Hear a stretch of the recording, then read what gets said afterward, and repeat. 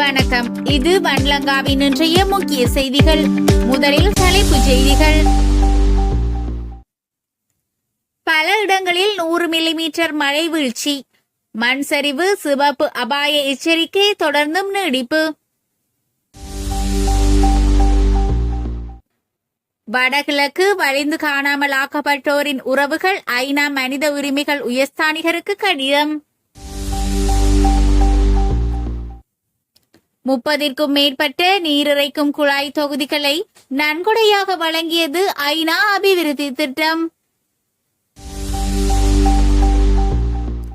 ஆசிய அனர்த்த முன்னாயத்த நிலையத்திடமிருந்து இலங்கைக்கு 300,000 மில்லியன் டாலர் நன்கொடை. ஐரோப்பிய ஒன்றியம் 1.8 மில்லியன் யூரோ நன்கொடை. திருகோணமலை மட்டக்களப்பு சாலையில் விபத்து, ஒருவர் உயிரிழப்பு. ஊழலற்ற அரச நிர்வாகத்தால் உலக நாடுகள் உதவிக்கரம் நீட்டுகின்றன. விமல் பெருமிதம்.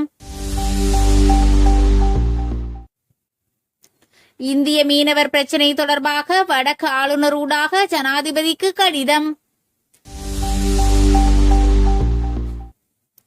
வடக்கு கிழக்கு மற்றும் மலையகத்திற்கான புகையிரத சேவைகள் ஆரம்பிப்பது தொடர்பாக திணைக்களத்தின் அறிவிப்பு.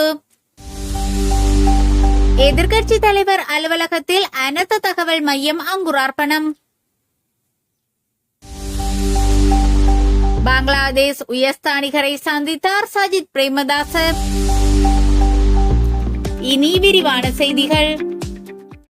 கனமழையால் மீண்டும் மூழ்கிய வயல் நிலங்கள். சீரற்ற காலநிலை காரணமாக மூழ்கடிக்கப்பட்ட வயல் நிலங்கள் மீண்டும் கனமழை காரணமாக மூழ்கியுள்ளது.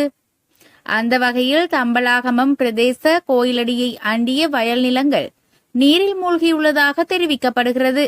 ஓரிரு நாட்கள் பெய்த தொடர்ச்சியான கனமழை காரணமாக நெற்செய்கை வயல் நிலங்கள் நீரில் மூழ்கியுள்ளன. ஏற்கனவே விவசாயிகள் பாரிய நட்டத்தை எதிர்நோக்கி சில வயல்களில் மீண்டும் நெற்செய்கைக்காக விதைப்பு நடவடிக்கையினை மேற்கொண்டுள்ளனர். தித்வா புயலின் விளைவால் ஏற்பட்ட மழை மற்றும் வெள்ளப்பெருக்கு அதிகரிப்பினாலும் பல வயல் நிலங்கள் அழிவுற்றிருந்த நிலையில் அவை இயல்பு நிலைக்கு திரும்பி பின் மீண்டும் தற்போது வெள்ள நீரில் மூழ்கியதால் பாரிய நட்டத்தை விவசாயிகள் எதிர்கொண்டுள்ளனர். இதனால் தம்பலாகமம், சம்மாந்துறைவெளி, பிச்சைவெளி கோயிலடி பகுதி நிலங்களும் பெரிதும் பாதிக்கப்பட்டுள்ளன. பாதிக்கப்பட்ட நிலங்களுக்கான நஷ்ட ஈடுகளை பெற்றுத்தர ஆவண செய்யுமாறு உரிய அதிகாரிகளிடம் கோரிக்கை முன்வைக்கின்றனர். வடகிழக்கு வலிந்து காணாமலாக்கப்பட்டோரின் உறவுகள் ஐநா மனித உரிமைகள் உயர்ஸ்தானிகருக்கு கடிதம். இலங்கையில் அண்மையில் ஏற்பட்ட அரசாங்க மாற்றம் குறித்து ஒரு சமரச அணுகுமுறையை பரிசீலித்து வரும் நாடுகளுக்கு நாம் ஒன்றை நினைவூட்ட விரும்புகிறோம். இந்த அரசாங்கம் ஏற்கனவே ஒரு வருடமாக அதிகாரத்தில் இருக்கிறது. ஆனால் இதுவரை நீதி வழங்கப்படும் என்பதற்கான எந்த அறிகுறியும் இல்லை. ஏற்கனவே சரிவடைந்துள்ள நாட்டின் பொருளாதாரம் தற்போதைய அனர்த்தத்தால் மேலும் சேதமடைந்துள்ளது. இந்நிலையில் அரசுக்கு எமது விவகாரத்தை விட அக்கறைக்குரிய பல விடயங்கள் உள்ளன. எனவே எமக்கு இழைக்கப்பட்ட கடும் அநீதிகளுக்கான பொறுப்பேற்று சர்வதேச விசாரணை ஊடாகவே உறுதி செய்யப்பட வேண்டும். அதுவும் காலதாமதமின்றி நிகழ வேண்டும் என வடகிழக்கு வலிந்து காணாமலாக்கப்பட்டோரின் உறவுகளின் சங்கம் ஐநா மனித உரிமைகள் உயர்ஸ்தானிகர் வோல்கர் பேர்க்கிடம் வலியுறுத்தியுள்ளது. 30க்கும் மேற்பட்ட நீரிறைக்கும் குழாய் தொகுதிகளை நன்கொடையாக வழங்கியது ஐநா அபிவிருத்தி திட்டம். வெள்ள அனர்த்தத்தால் பாதிப்படைந்த கிணறுகளை சுத்திகரிப்பதற்கும் பாதுகாப்பான தூய குடிநீர் கிடைப்பனவை உறுதி செய்வதற்கும் உதவும் வகையில் 30க்கும் மேற்பட்ட நீரிறைக்கும் குழாய் தொகுதிகள் ஐக்கிய நாடுகள் அபிவிருத்தி திட்டத்தினால் அனர்த்த முகாமைத்துவ மத்திய நிலையத்திற்கு நன்கொடையாக வழங்கப்பட்டுள்ளன. தித்வா சூறாவளி காரணமாக ஏற்பட்ட வெள்ளப்பெருக்கு மற்றும் மண் சரிவு அனர்த்தங்களில் சிக்கி பல நூற்றுக்கணக்கானோர் பலியாகி இருப்பதுடன் லட்சக்கணக்கானோர் தமது இருப்பிடங்களையும் வாழ்வாதாரத்தையும் இழந்து வெகுவாக பாதிக்கப்பட்டுள்ளனர். இந்நிலையில் சர்வதேச நாடுகள், அரசு சார்பற்ற அமைப்புகள், தனியார் நிறுவனங்கள் என பல்வேறு தரப்பினரும் பல வழிகளிலும் இலங்கைக்கு உதவிகளை மேற்கொண்டு வருகின்றனர். இந்த ஐநாவின் உதவி திட்டம் மூலம் நீரின் மூலம் பரவக்கூடிய நோய்களை கட்டுப்படுத்துவதற்கும் தூய நீர் கிடைப்பதற்கும் மற்றும் பாதிக்கப்பட்ட குடும்பங்களின் நலன் என்பவற்றை உறுதி செய்வதற்கும் பங்களிப்பு செய்யும் என ஐக்கிய நாடுகள் அபிவிருத்தி திட்டம் நம்பிக்கை வெளியிட்டுள்ளது. மேலும் பாதிக்கப்பட்ட சமூகங்களின் மீண்டெழும் தன்மையையும் தயார் நிலையையும் வலுப்படுத்துவதை முன்னிறுத்தி நாட்டின் தேசிய கட்டமைப்புகளுடன் இணைந்து பணியாற்ற தயாராக இருப்பதாகவும் அத்திட்டம் தெரிவித்துள்ளது. ஆசிய அனர்த்த முன்னாயத்த நிலையத்திடமிருந்து இலங்கைக்கு 300,000 மில்லியன் டாலர் நன்கொடை. பேரனர்த்தத்தால் பாதிக்கப்பட்ட மக்களுக்கு உதவும் வகையில் 300,000 டாலர் நிதியுதவியை வழங்கியுள்ள ஆசிய அனர்த்த முன்னாயத்த நிலையம் தேசிய அனர்த்த முன்னாயத்த மற்றும் முன்கூட்டிய எச்சரிக்கை கட்டமைப்பை மேம்படுத்த வேண்டியதன் அவசியம் குறித்து வெளிவிவகார அமைச்சரிடம் வலியுறுத்தியது. தித்வா சூறாவளி காரணமாக ஏற்பட்ட வெள்ளப்பெருக்கு மற்றும் மண்சரிவு அனர்த்தங்களில் சிக்கி பல நூற்றுக்கணக்கானோர் பலியாகியுள்ளனர். அந்த வகையில் ஆசிய அனர்த்த முன்னாயத்த நிலையத்தின் நிறைவேற்று பணிப்பாளரினால் 300,000 டாலர் நிதி உதவி விஜித ஹேரத்திடம் வழங்கி வைக்கப்பட்டது.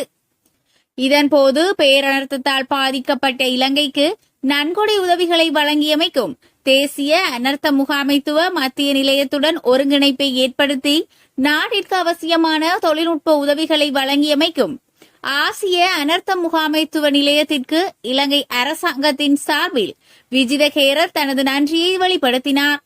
அதற்கு பதிலளித்த ஆசிய அனர்த்த முன்னாயத்த நிலையத்தின் நிறைவேற்று பணிப்பாளர் பேரனர்த்தத்தின் பின்னரான இலங்கையின் மீட்சி முயற்சிகளுக்கு முழுமையான ஒத்துழைப்பை வழங்குவதற்கும் அவசியமான தொழில்நுட்ப உதவிகளை தொடர்ந்து பெற்றுக் கொடுப்பதற்கும் தாம் தயாராக இருப்பதாக உறுதியளித்தார்.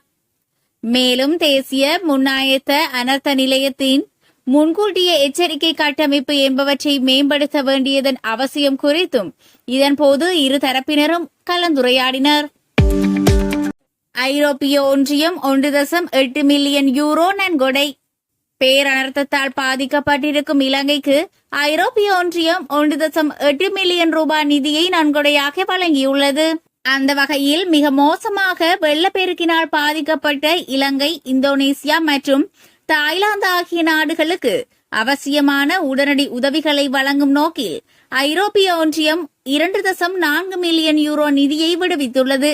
அதில் 1.8 மில்லியன் யூரோ நிதி இலங்கையில் பேரனர்த்தத்தால் பாதிக்கப்பட்டவர்களுக்கு அவசியமான நிவாரண உதவிகளை வழங்குவதற்கு ஒதுக்கப்பட்டிருப்பதாகவும் சர்வதேச செஞ்சிலுவை செம்பிறை சங்கங்களின் பேரவையின் உடனடி அனர்த்த உதவி நிதியத்தினூடாக உதவிகளை வழங்குவதற்கென அளிக்கப்பட்டிருக்கும் 500,000 யூரோ நிதியும் இதனுள் அடங்குவதாகவும் ஐரோப்பிய ஒன்றியம் அறிவித்துள்ளது. திருகோணமலை மட்டக்களப்பு சாலையில் விபத்து. திருகோணமலை மட்டக்களப்பு பிரதான வீதியில் சீனவராய ராணுவ முகாமிற்கு அருகில் செவ்வாய்க்கிழமை பிற்பகல் ஏற்பட்ட லொரி மற்றும் மோட்டார் சைக்கிள் விபத்தில் தீவிர காயமடைந்த இளைஞர் ஒருவர் சிகிச்சை பெற்று வரும் நிலையில் உயிரிழந்தார். விபத்திற்குள்ளான 29 வயதான இளைஞர் திருகோணமலையைச் சேர்ந்தவர் என போலீசார் தெரிவித்தனர். கிண்ணியா வைத்தியசாலைக்கு கொண்டு செல்லப்பட்ட அவரை மருத்துவர்கள் காப்பாற்ற முயன்ற போதிலும் காயங்களின் தீவிரத்தால் உயிரிழந்ததாக கூறப்படுகிறது. ராணுவ பயன்பாட்டிற்காக பயன்படுத்தப்பட்ட லொரியை இயக்கிய ராணுவ கோப்ரர் ஒருவர் விபத்துடன் தொடர்புடைய சந்தேகத்தின் பேரில் போலீசாரால் கைது செய்யப்பட்டார். சம்பவம் தொடர்பான மேலும் விசாரணைகளை சீனவராய போலீசார் தொடர்ந்தும் மேற்கொண்டு வருகின்றனர். ஊழலற்ற அரசாங்க நிர்வாகத்தால் உலக நாடுகள் உதவிக்கரம் நீட்டுகின்றன. பிமல் பெருமிதம். ஊழலற்ற அரச நிர்வாகத்தை அமல்படுத்தியுள்ளதால் உலக நாடுகள் அனைத்தும் ஜனாதிபதி மீது நம்பிக்கை கொண்டு உதவிக்கரம் நீட்டியுள்ளன. நெருக்கடியான நிலையில் முன்னாள் ஜனாதிபதி சந்திரிகா பண்டாரநாயக்க 25 கோடி ரூபாய் நன்கொடை வழங்கியுள்ளமை வரவேற்கத்தக்கது. அவருக்கு நன்றி தெரிவித்துக் கொள்கிறேன். அவரது செயற்பாடு ஏனையவர்களுக்கு சிறந்த எடுத்துக்காட்டு என போக்குவரத்து மற்றும் நெடுஞ்சாலைகள் அபிவிருத்தி அமைச்சர் பிமல் ரத்நாயக்க தெரிவித்தார். கேகாலை பகுதியில் சேதமடைந்த வீதிகள் மற்றும் பாலங்களை புனரமைக்கும் பணிகளை செவ்வாய்க்கிழமை பார்வையிட்டதன் பின்னர் ஊடகங்களுக்கு கருத்து தெரிவிக்கையில் அவர் இதனை குறிப்பிட்டார். மேலும் அவர் தெரிவிக்கையில் அனர்த்தத்தால் ஏற்பட்ட அழிவிலிருந்து மீண்டெழுவதற்கு அரசாங்கம் என்ற அடிப்படையில் முழுமையான ஒத்துழைப்பு வழங்குவோம். பாதிக்கப்பட்ட அனைவருக்கும் நிவாரணம் வழங்கப்படும். அரசு அதிகாரிகள் நெருக்கடி நிலைமையை விளங்கி அர்ப்பணிப்புடன் செயற்படுவது வரவேற்கத்தக்கது என அவர் தெரிவித்தார். இந்திய மீனவர் அத்துமீறல், வடக்கு மாகாண மீனவர் பிரச்சினைகள் பற்றி கலந்துரையாட நேரம் தாருங்கள். வடக்கு ஆளுநரூடாக ஜனாதிபதிக்கு கடிதம். இந்திய மீனவர்களின் சட்டவிரோத இழுவைமடி மீன்பிடி நடவடிக்கைகளால் வடக்கு மாகாண மீனவர்கள் எதிர்கொள்ளும் மிகப்பெரிய பாதிப்புகள் தொடர்பாகவும் இப்பிரச்சினைகளுக்கு தீர்வு காண்பது தொடர்பில் சந்தித்து கலந்துரையாடுவது குறித்து ஜனாதிபதி மனு வடக்கு மாகாண ஆளுநரிடம் கையளிக்கப்பட்டது. வடக்கு மாகாண கடற்தொழிலாளர் இணையத்தின் பிரதிநிதிகள் வடக்கு மாகாண ஆளுநர் நா. வேதநாயகன் ஆளுநர் செயலகத்தில் புதன்கிழமை சந்தித்து இக்கோரிக்கை கடிதத்தை கையளித்தனர். பல்வேறு இடர்பாடுகளின் போதும் இந்திய அரசாங்கம் இலங்கைக்கு வழங்கி வருகின்ற உதவிகளுக்கு நன்றி தெரிவிக்கப்பட்டுள்ள அதேவேளை இந்திய மீனவர்களின் எல்லை தாண்டிய சட்டவிரோத இழுவைமடி மீன்பிடி முறையால் வடக்கு மாகாண மீனவர்களின் வாழ்வாதாரம் மற்றும் கடல்வளம் என்பன எவ்வகையில் கடுமையாக பாதிக்கப்படுகின்றன என்பது குறித்தும் மனுவில் சுட்டிக்காட்டப்பட்டுள்ளது. எனவே இந்த விடயம் தொடர்பில் ஜனாதிபதி அனுரகுமார திசாநாயக்க அவர்களை நேரில் சந்தித்து கலந்துரையாடுவதற்கு தமக்கு சந்தர்ப்பம் ஒன்றை ஏற்படுத்தி தருமாறும் வடக்கு மாகாண கடற்தொழிலாளர் இணையத்தின் அந்த மனுவில் கோரிக்கை விடுத்துள்ளனர். வடக்கு மாகாண கடற்தொழிலாளர் இணையத்தால் கையளிக்கப்பட்ட மனுவை ஏற்றுக்கொண்ட ஆளுநர் அதனை உடனடியாகவே ஜனாதிபதியின் கவனத்திற்கு அனுப்பி வைப்பதற்கான நடவடிக்கைகளை மேற்கொண்டார். வடக்கு கிழக்கு மற்றும் மலையகத்திற்கான புகையிரத சேவைகளை மீள ஆரம்பிப்பது தொடர்பாக புகையிரத திணைக்களத்தின் அறிவிப்பு. இயற்கை அனர்த்தங்களால் புகையிரத திணைக்கள சொத்துக்களுக்கு $300 பில்லியன் வரை சேதம் ஏற்பட்டுள்ளது. வடக்கு கிழக்கு மற்றும் மலையகத்திற்கான புகையிரத சேவையை எப்போது மீள ஆரம்பிப்பது என்று குறிப்பிட முடியாது. அந்த அளவுக்கு புகையிரத பாதைகள் சேதமடைந்துள்ளன என்று புகையிரத திணைக்கள பொது முகாமையாளர் ரவீந்திர பத்மபிரிய தெரிவித்தார். நாட்டில் கடந்த மாதம் ஏற்பட்ட இயற்கை அனர்த்தங்களால் சேதமடைந்த புகையிரத பாதைகள், பாலங்கள் தற்போது புனரமைக்கப்படுவது தொடர்பில் அவர் இதனை குறிப்பிட்டார். புகையிரத சேவைகள் தற்போது வரையறுக்கப்பட்ட வகையில் அமல்படுத்தப்பட்டுள்ளன. ரம்புக்கனை, பொல்காவெல ஆகிய பகுதிகளின் புகையிரத பாதைகள் புனரமைக்கப்பட்டுள்ளன. கொழும்பு கோட்டை புகையிரத நிலையத்தில் இருந்து இந்த பகுதிகளுக்கான அலுவலக புகையிரத சேவைகள் புதன்கிழமை முதல் ஆரம்பிக்கப்பட்டுள்ளன. வடக்கு கிழக்கு மற்றும் மலையகத்திற்கான புகையிரத சேவை எப்போது மீள ஆரம்பிக்கப்படும் என்பது குறிப்பிட முடியாது. மலையகத்திற்கான புகையிரத பாதைகள் பெருமளவில் சேதமடைந்துள்ளன. குறிப்பாக மாத்தலை, கண்டி புகையிரத பாதைகள் மிக மோசமாக சேதமடைந்துள்ளன.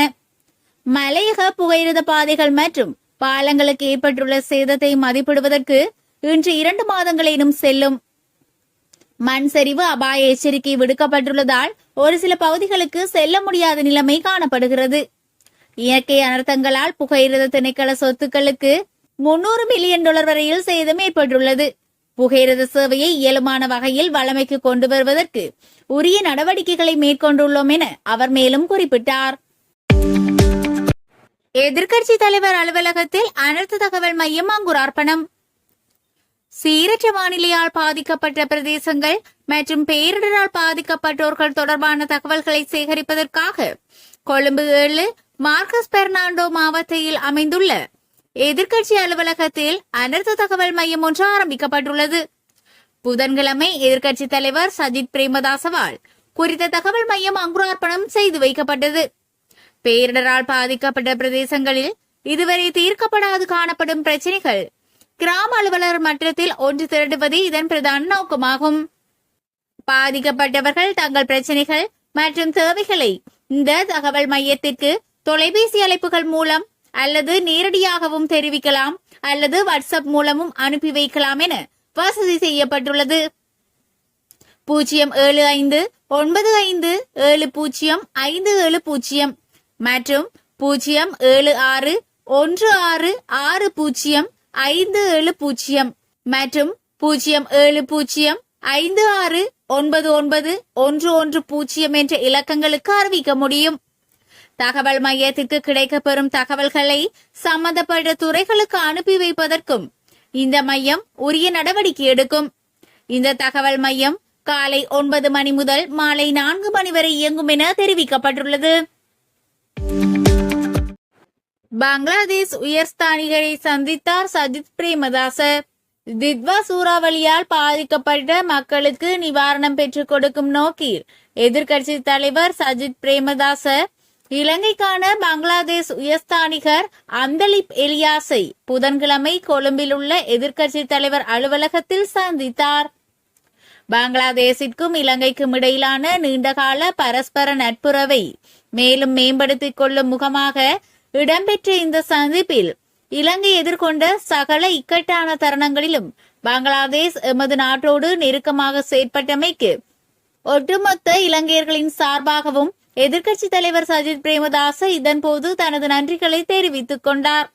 இந்த இக்கட்டான நேரத்தில் ஒரு நாடாக நாம் மீண்டும் எழுவதற்கு தேவையான பக்கபலத்தை பெற்று தருமாறு எதிர்க்கட்சி தலைவர் சஜித் பிரேமதாச பங்களாதேஷ் உயர்ஸ்தானிகர் அந்தலிப் எலியாஸிடம் கேட்டுக்கொண்டார்.